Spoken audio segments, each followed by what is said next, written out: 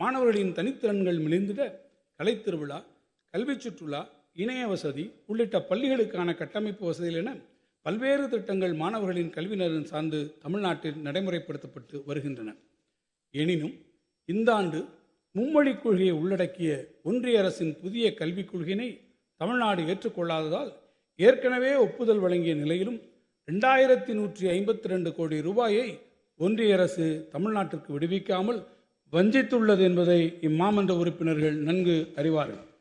ஒன்றிய அரசு தமிழ்நாட்டுக்கு உரிய நிதியை விடுவிக்காவிட்டாலும் மாணவர் நலன் கருதி அரசு பள்ளி மாணவர்களின் கல்வி ஒரு துளியேனும் பாதிக்கப்படக்கூடாது என்பதற்காக ஆசிரியர்களின் ஊதியம் உள்ளிட்ட அத்திட்டங்களுக்குரிய நிதியை மாநில அரசே தனது சொந்த நிதி ஆதாரங்களில் இருந்து விடுவித்துள்ளது.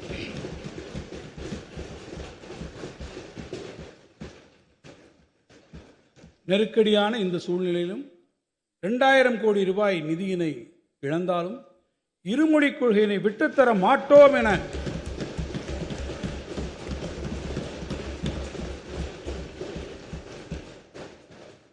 கொண்ட கொள்கையில் உறுதியாக நின்று தமிழ்நாட்டின் தன்மானம் காத்த மாண்புமிகு முதலமைச்சர் அவர்களின் பின்னால் தமிழ்நாட்டு மக்கள் அனைவரும் அணிவகுத்துள்ளனர்.